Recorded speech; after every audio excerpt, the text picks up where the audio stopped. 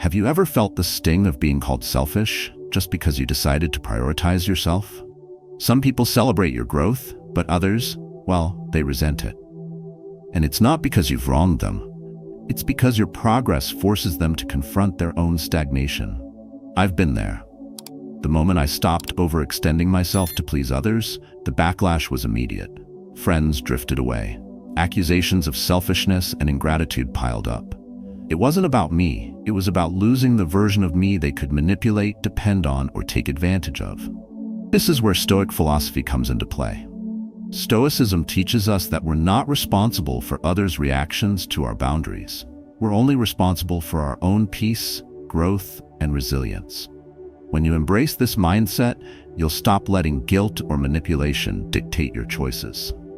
In this video, I'll share the most effective ways to set boundaries, protect your energy, and reclaim your sense of self-worth, all through Stoic principles. You'll learn how to stand firm in your truth, embrace solitude as a path to inner peace, and recognize the difference between genuine relationships and toxic dependencies. So if you're ready to stop apologizing for choosing yourself, you're in the right place. Share this with someone who needs to hear it.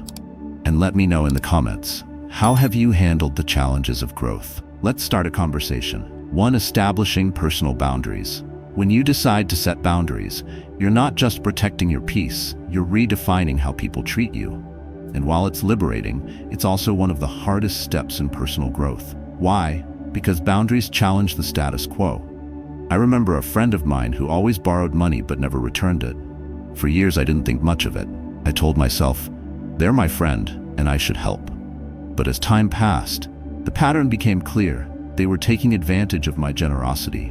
When I finally told them I wouldn't lend money anymore, their reaction was anger, not understanding. That moment taught me something profound. Setting boundaries isn't selfish, it's necessary. Boundaries are the foundation of self-respect. Without them, you risk being drained emotionally, financially, and mentally.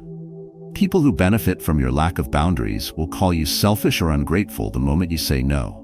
But remember this, their anger is not about you. It's about losing the version of you that was convenient for them. Marcus Aurelius once wrote, "You have power over your mind, not outside events. Realize this, and you will find strength." This wisdom applies to boundaries. You can't control how others react, but you can control what you tolerate. When you say yes to everyone, you're saying no to yourself. Over time, this leads to burnout, resentment, and a loss of self-worth.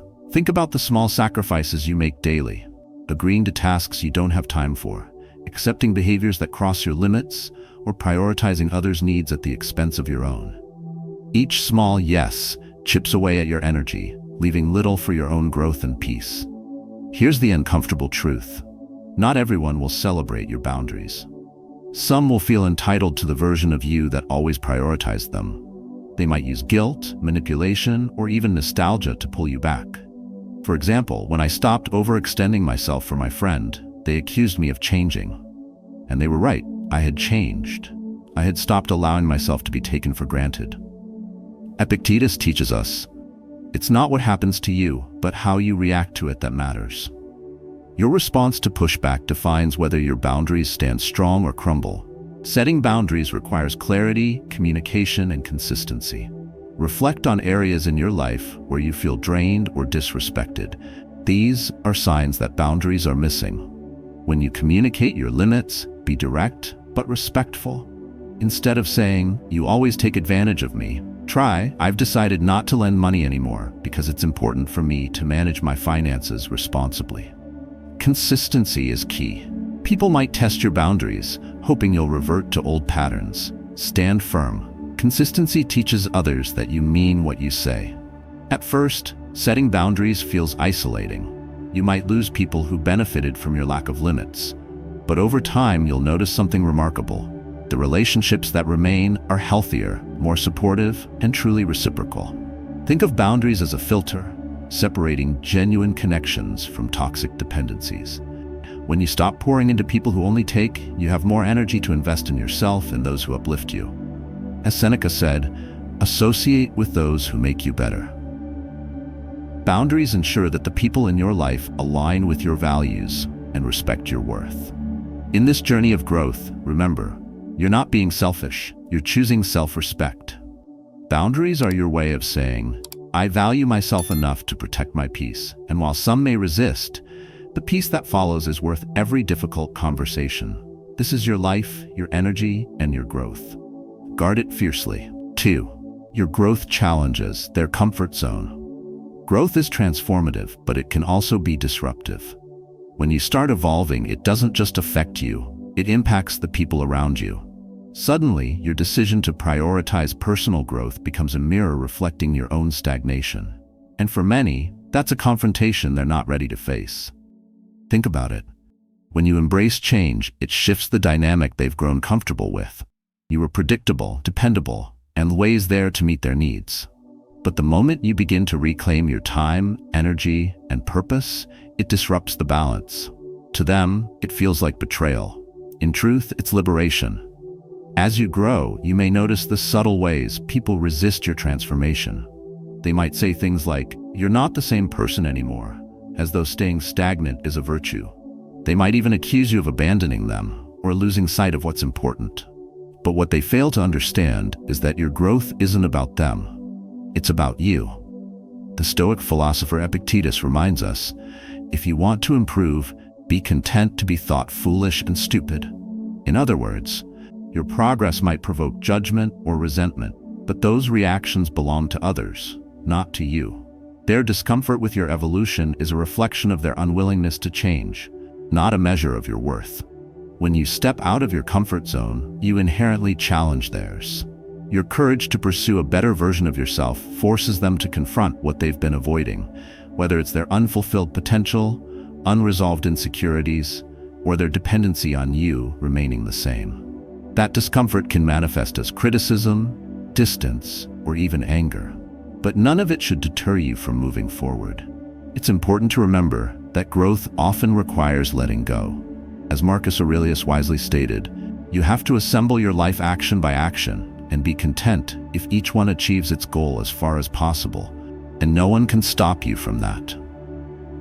The more intentional you become with your actions, the clearer it becomes who belongs in your life and who doesn't. As you embrace this journey, remind yourself that not everyone will understand your path, and that's okay. You are not responsible for carrying others' discomfort or resentment. It is not your job to shrink yourself to make others feel comfortable. Your only obligation is to honor your values, respect your boundaries, and pursue your purpose unapologetically. Growth is uncomfortable because it disrupts the familiar, but it is also liberating because it opens doors to possibilities you've never imagined. Those who truly care about you will adapt to the new version of you. They will see your progress not as a threat, but as an inspiration. These are the relationships worth nurturing, the ones that celebrate your evolution instead of clinging to the past. And for those who resist or resent your growth, let them go. As Seneca reminds us, associate with people who are likely to improve you. Your journey is too valuable to be weighed down by those who refuse to grow alongside you. Yes, your growth will challenge their comfort zone. Yes, it will provoke reactions you didn't expect. But none of that should make you second-guess your decision to evolve. Growth is your right, your responsibility, and ultimately your legacy. Let them call you selfish. Let them accuse you of changing. Let them hold on to the past if that's where they're most comfortable. But don't let their resistance hold you back. This is your life, your journey, and your opportunity to become the person you were always meant to be. And if that makes others uncomfortable, let it. Their discomfort is not your burden to bear. 3. Manipulation and guilt tactics. Not long ago, I found myself in a moment of frustration. I had been working long hours, trying to balance the demands of my career and family. One day, a friend reached out, asking me to join them for a weekend trip. When I explained that my schedule wouldn't allow it, they responded with a disappointed tone. "You've changed. You only care about yourself now." Another time, I refused to help an acquaintance with something urgent because I had a pressing deadline. They launched into a story about how difficult their life was, emphasizing that I was the only person they could rely on. The guilt hit me hard, but deep down, I knew I wasn't in the wrong. This is the power of manipulation and guilt tactics. When people lose their ability to control you, they often resort to emotional ploys. They'll paint themselves as victims or remind you of all the things they've done for you in the past. The goal is simple: to make you feel so guilty that you revert to your old patterns, putting their needs above your own. Stoicism provides clarity in these moments. Epictetus once said, "It is not the events themselves that disturb men, but their judgments about those events." Their words are just that, words. How you interpret and respond to them is entirely within your control. Manipulation only works if you let it. Guilt is one of the most potent tools manipulators use because it taps into your sense of empathy and obligation. They'll say things like, "After everything I've done for you, this is how you repay me," or "You're the only one I can count on." At first, these words might make you doubt yourself. But remember, genuine relationships don't rely on guilt or coercion to thrive. Another tactic is nostalgia. People will reminisce about better times, selectively highlighting moments that make you feel like you owe them something. "Remember how much fun we used to have?" they'll say. But nostalgia is a double-edged sword. While it can remind you of good times, it often conveniently omits the reasons why you've grown apart or the sacrifices you made to maintain those relationships. Then there are accusations, statements designed to put you on the defensive. "You've changed," they might say, as if growth were something to be ashamed of. Or, "You only care about yourself now," as though prioritizing your well-being is a betrayal. These words are not a reflection of your character, but of their inability to accept the new boundaries you've established. Marcus Aurelius offers wisdom here. You have power over your mind, not outside events. Realize this, and you will find strength. When faced with guilt, accusations, or nostalgia, pause. Take a moment to reflect. Ask yourself, is this truly about me, or is it about their discomfort with my growth? The truth is that people who genuinely care about you will respect your boundaries and your need to prioritize yourself. They won't use guilt as a weapon or manipulate your emotions to serve their agenda. Instead, they'll celebrate your progress, even if it means you're less available to them. Dealing with manipulation and guilt requires both awareness and courage. You must recognize when someone is using these tactics and choose not to engage. You're not obligated to explain yourself or justify your decisions to anyone who tries to make you feel small for growing. Remember this: guilt is a feeling, not a fact. It's a signal that someone is attempting to shift responsibility onto you. But your life, your time, and your energy are yours to manage. As Seneca wisely noted, associate with people who are likely to improve you. Surround yourself with those who uplift you, not those who hold you back with emotional chains. When manipulation knocks on your door, respond with clarity and confidence.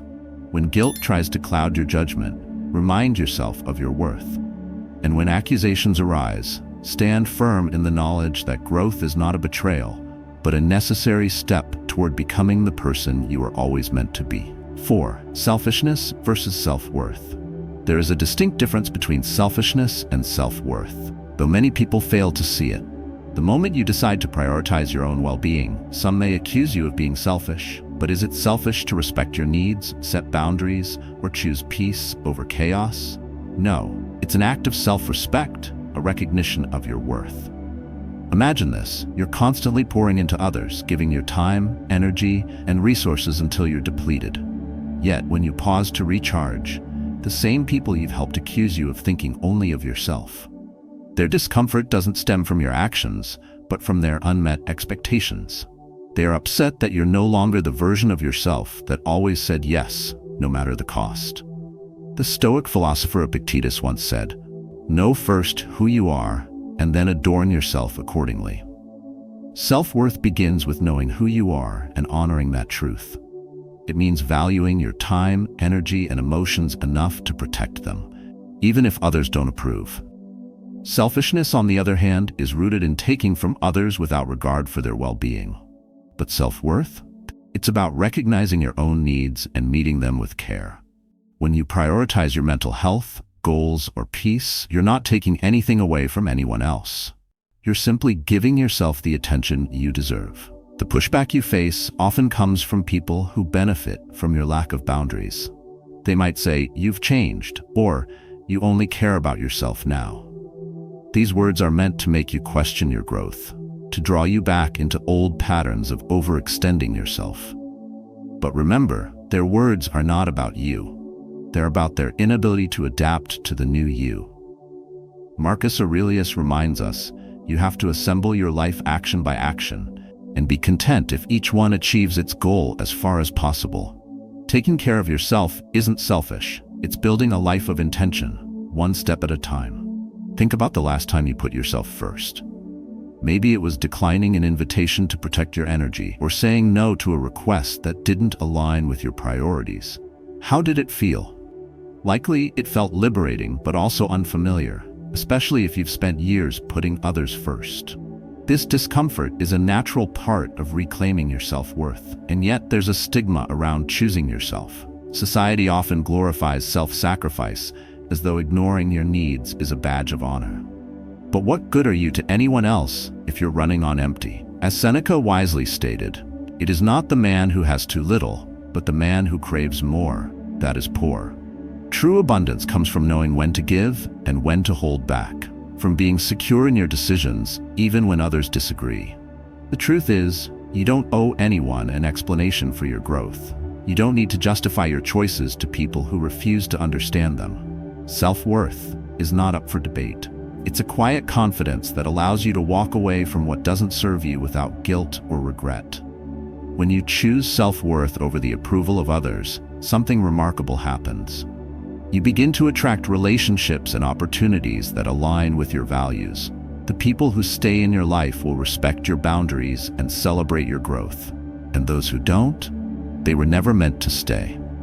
Prioritizing yourself isn't selfish, it's necessary.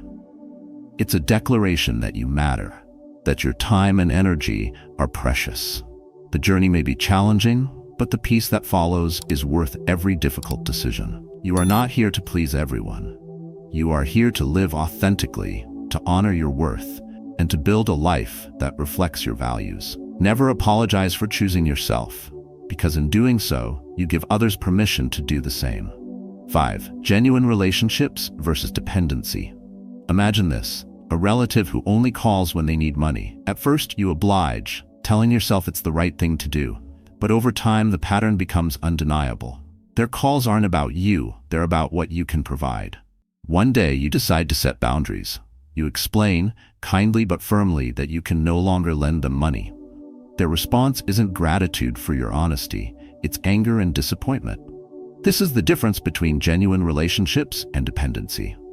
Genuine relationships thrive on mutual respect and shared growth. Dependency, on the other hand, is built on convenience. When someone relies on you to meet their needs without reciprocation, it's not a relationship, it's an imbalance. Epictetus wisely noted, "Wealth consists not in having great possessions, but in having few wants." Dependency feeds on excessive wants, someone else's time, energy, or resources, while genuine relationships appreciate what's given freely. When you begin to grow, the people who value you for who you are will celebrate your progress. They'll adapt to the changes in your life, respecting your boundaries and cheering for your success. But those who only valued you for what you could do for them will resist. They'll view your evolution as a threat to the dynamic that benefited them. It's important to recognize these dynamics for what they are. Dependency often masks itself as love or friendship, but it's conditional. It thrives on what you provide, not who you are. Genuine relationships, however, are unconditional. They honor your growth and respect your autonomy. When someone lashes out because you've set boundaries or prioritized yourself, their anger is not about losing you. It's about losing access to the benefits you once provided. Marcus Aurelius reminds us, the happiness of your life depends upon the quality of your thoughts. Recognizing dependency allows you to reclaim your peace and focus on nurturing relationships that uplift rather than drain you. Take a moment to reflect on the people in your life. Who celebrates your wins without hesitation? Who respects your boundaries without guilt or manipulation? These are the individuals who truly care for you. Genuine relationships are a two-way street, where support and effort flow both ways. Dependency, however, is one-sided, a dynamic that demands more than it gives. Setting boundaries in these situations can be painful. It's never easy to confront someone who has relied on you for so long, especially when you've allowed the pattern to persist. But as Seneca said, associate with people who are likely to improve you. Growth requires surrounding yourself with individuals who inspire, challenge, and uplift you. When you let go of dependency-driven relationships, you create space for genuine connections to flourish. These relationships don't just respect your growth, they fuel it. They're the ones that encourage you to be the best version of yourself, without conditions or expectations. It's natural to feel conflicted when letting go of dependency. Guilt might creep in, and nostalgia might tempt you to revert to old patterns. But remember, a relationship that doesn't honor your growth is not one you should hold on to. As your life evolves, so too should the people in it. Dependency keeps you tethered to the past, while genuine relationships propel you toward the future. By choosing to prioritize your self-worth and growth, you're not only honoring yourself, but also setting a standard for the kind of connections you deserve. In the end, the relationships that matter most are those built on mutual respect, trust, and unconditional support. Let go of those that drain you. Embrace those that uplift you. Your energy is too valuable to waste on anything less than genuine connection. 6. Embracing change and solitude. I still remember the moment it hit me. I had been declining invitations from old friends, unable to join their gatherings because my priorities had shifted. One day I realized the invitations stopped coming. The laughter we once shared was replaced by silence. At first it stung. I wondered if I had made a mistake and if my growth had cost me the connections I once held dear. But as time passed, I began to understand that change is often accompanied by solitude, and that's not a punishment, it's an opportunity. Change is never easy. It requires us to step away from the familiar, to let go of relationships, habits, or environments that no longer serve us. This can feel isolating, especially when those around us fail to understand our journey. But as Marcus Aurelius wrote, nowhere can man find a quieter or more untroubled retreat than in his own soul. Solitude is not something to fear. It is a sanctuary where growth begins. When you embrace change, you challenge the status quo, both within yourself and in your relationships. Not everyone will celebrate your evolution. Some may feel threatened, as though your transformation is a rejection of them. Others may drift away, unable to reconcile the new you with the version of you they once knew. This is natural, and it's okay. The truth is that not all connections are meant to last a lifetime. Some people enter your life for a season, teaching you lessons or offering support during a specific chapter. When that chapter ends, holding on to those connections can hinder your growth. As Seneca wisely said, every new beginning comes from some other beginning's end. Letting go is not a loss. It's a necessary step toward what lies ahead. Solitude, though difficult at first, is where you find clarity. It's in the quiet moments that you rediscover who you are and what you want. You begin to see your life not as a reflection of others' expectations, but as a canvas for your own vision. The noise of external opinions fades, and in its place comes a sense of peace. For me, this clarity came slowly. At first, I mourned the friendships that faded. I questioned whether my choices were worth the loneliness. But over time, I realized that the people who truly valued me would respect my growth, even if it meant seeing less of me. And those who didn't? Their absence made room for connections that aligned with my values. The change also teaches resilience. When you step into the unknown, you prove to yourself that you're capable of navigating life's uncertainties. You learn to trust your intuition and to make decisions based on your own needs rather than the approval of others. This is the essence of inner peace, not a life free from challenges, but a mind unshaken by them. Epictetus reminds us, it's not what happens to you, but how you react to it that matters. The same applies to solitude. You can view it as a void, a loss, or you can see it as a gift, a space to grow, to heal, and to prepare for what's next. Embracing change is an act of courage. It's choosing to let go of the familiar, to make way for the extraordinary. It's trusting that the peace you're seeking is worth the temporary discomfort. And while the journey may feel lonely at times, remember that solitude is where transformation begins. In the end, the relationships and opportunities that truly belong in your life will find their way to you. They will honor your growth, celebrate your transformation, and align with your vision. Until then, embrace the stillness. Let it guide you toward becoming the person you were always meant to be. 7. Your growth is an investment in your future. Growth is not a declaration to the world. It's a commitment to yourself. It's not about proving anything to anyone. It's about investing in your long-term peace, fulfillment, and purpose. When people react negatively to your evolution, it's often because your vision no longer aligns with theirs. They see your growth as a departure from the comfort and convenience they've come to expect. I remember a moment that changed my perspective on growth. I had just turned down an opportunity to help someone with a task because it didn't align with my priorities. Their response was sharp. "You're so focused on yourself now. You've forgotten where you came from." Those words stung at first, but they forced me to reflect. Was I being selfish, or was I finally prioritizing my future? The answer was clear. My growth wasn't about abandoning others. It was about building a foundation for the life I wanted to create. As Marcus Aurelius wisely said, "Waste no more time arguing about what a good man should be. Be one." Growth is about action. It's about aligning your choices with your values, even when those choices create distance between you and others. The journey of growth demands sacrifices. You may have to let go of relationships that drain you or habits that no longer serve you. This can feel like a loss, but in reality, it's an investment in something far greater: your future. Think of a gardener pruning a tree. The act of cutting may seem harsh, but it's necessary for the tree to thrive. Your life works the same way. When you prioritize your peace, dreams, and values, you're not betraying anyone. You're taking steps toward fulfillment. The people who truly care about you will understand this.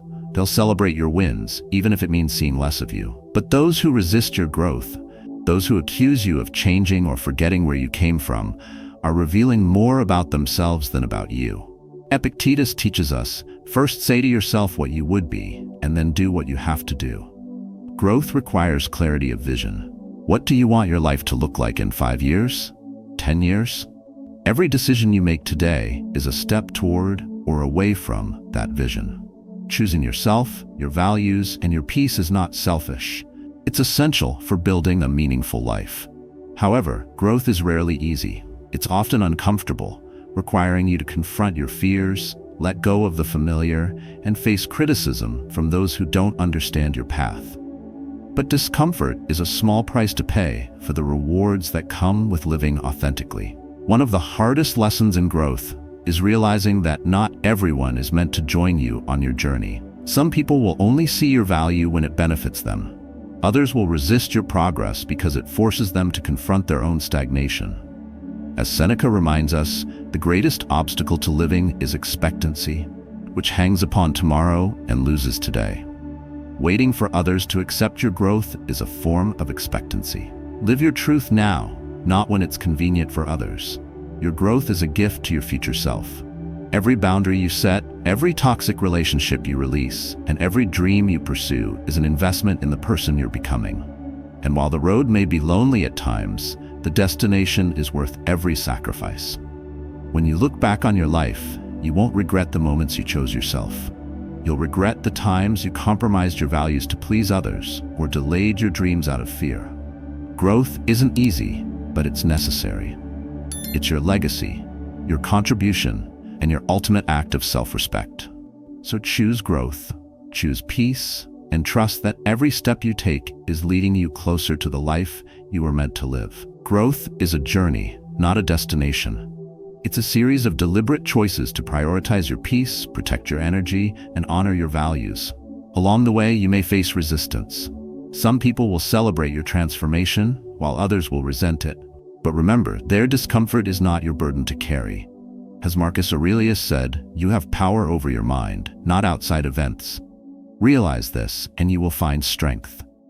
Your growth is not a betrayal of the past, but an investment in your future. It's about stepping into the person you were always meant to be, regardless of who understands or approves.